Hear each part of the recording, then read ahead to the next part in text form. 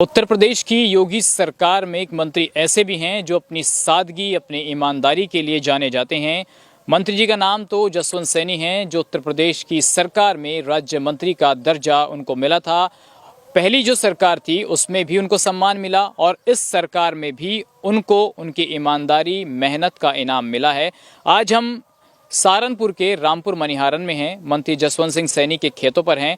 मंत्री जी जो हैं खेतों पर सैर कर रहे हैं और लगातार मंत्री जी अपने खेतों पर घूमते भी हैं, खेती भी देखते हैं और साथ साथ राज्य का काम भी देखते हैं। मंत्री जसवंत सिंह सैनी हमारे साथ मौजूद है। सर, आपका स्वागत। धन्यवाद, आपका बहुत बहुत। मंत्री जी, हम लगातार आपके फोटोज भी देखते हैं जब आप खेतों पर सैर करते हैं, तो इतना समय मिल पाता है कि मंत्री की जिम्मेदारियां निर्वहन करते करते खेतों तक भी आएँ? हाँ, मिलता है। मेरा शौक़ है खेती और ज़मीन से जुड़े रहना हमारे लिए बहुत ज़रूरी है, क्योंकि ज़मीन से कटेंगे तो निश्चित रूप से उसका नुकसान होगा। इसलिए जब भी मुझे समय मिलता है मैं अपने खेतों में ज़रूर आता हूँ।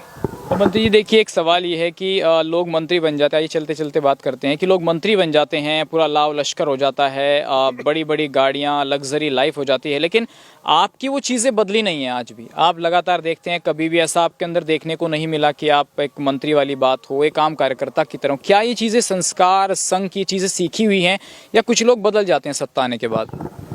ये संस्कार तो राष्ट्रीय स्वयंसेवक संघ और हमारे परिवार से मुझे मिले। कभी भी जिस भी परिस्थिति में हम रहें उसी में ही हम रहना ठीक समझें। और दूसरी बात यह है कि इन चीज़ों का लाव लश्कर ये सब जो है ये आने जाने वाली चीज़ है। इंसान और इंसानियत और अपना काम ये महत्वपूर्ण है। एक सवाल मंत्री जी ये है कि जब पहली बार आपकी सरकार आई थी तो उसमें आपको पिछड़े वर्ग आयोग का पहले उपाध्यक्ष बनाया गया, फिर आपको अध्यक्ष बना दिया गया, फिर दर्जा प्राप्त जो है आपको सम्मान दिया गया। तो क्या वो चीज़ें इतनी आसान थी? क्योंकि दूसरी सरकार में आपको फिर एमएलसी बनाया, मंत्री बनाया, ये कल्पना कभी की थी आपने? देखिए, मैंने पार्टी में हमेशा एक कार्यकर्ता के नाते से काम किया और काम करते करते पार्टी के शीर्ष नेतृत्व का मैं धन्यवाद करना चाहता हूँ, जिन्होंने मेरे ऊपर इतना विश्वास किया।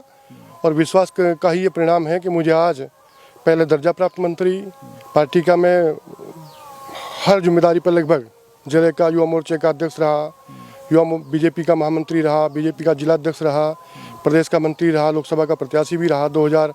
उसके बाद फिर मुझे प्रदेश का उपाध्यक्ष बनाया, फिर सरकार में भी मुझे जिम्मेदारी दी, पिछड़ा वर्ग आयोग का उपाध्यक्ष, फिर अध्यक्ष।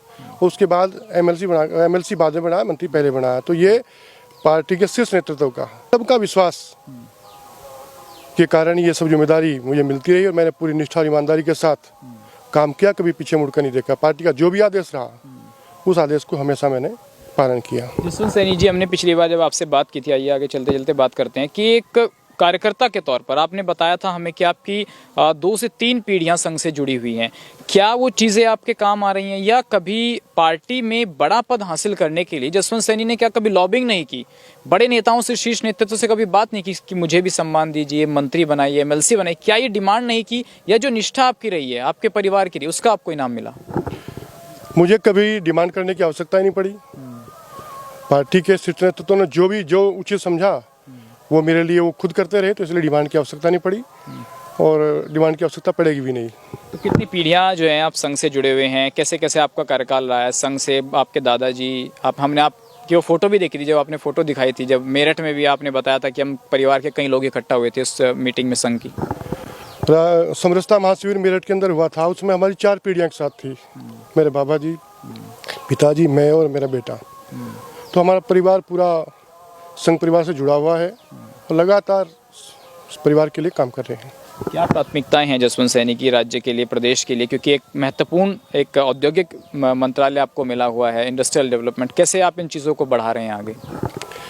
उत्तर प्रदेश के मुख्यमंत्री पूज्य योगी आदित्यनाथ जी महाराज के नेतृत्व में जो सरकार चल रही है वो जनहित तो जन कल्याण के लिए, उत्तर प्रदेश का विकास हो, कानून व्यवस्था की स्थिति एकदम ठीक हो, उस मोर्चे पर काम किया।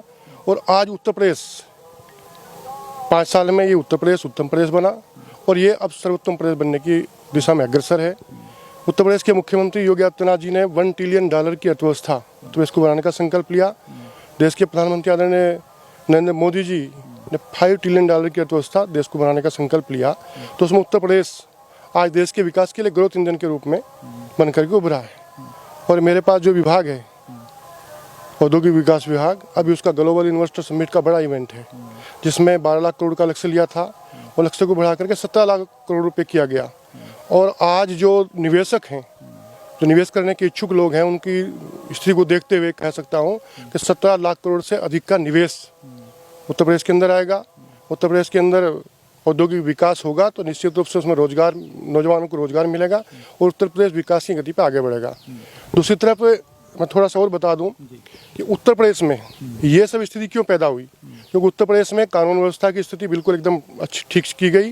उत्तर प्रदेश के अंदर चलने के लिए सड़कें नहीं थी, पहली सरकारों में सड़कें अच्छी की गई, राष्ट्रीय राजमार्ग, राज्य राजमार्ग, और उत्तर प्रदेश सर्वाधिक एक्सप्रेसवे वाला राज्य है, यानी 13 एक्सप्रेसवे, 6 एक्सप्रेसवे बिल्कुल कंप्लीट हो चुके हैं, 7 एक्सप्रेसवे पर काम चल रहा है।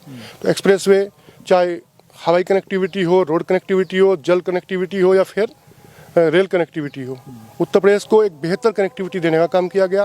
उत्तर प्रदेश के अंदर बिजली, ग्रामीण क्षेत्र को भी हमने 18 घंटे बिजली हमारी सरकार के द्वारा दी गई है। तो ये विश्वास पैदा हुआ उत्तर प्रदेश के अंदर कि उद्योगपतियों का जीवन भी सुरक्षित रहेगा, उत्तर प्रदेश के अंदर सुविधाएं भी मिलेंगी, और बहुत सारे नियमों में परिवर्तन करके एक उत्तर प्रदेश के अंदर एक माहौल बनाया।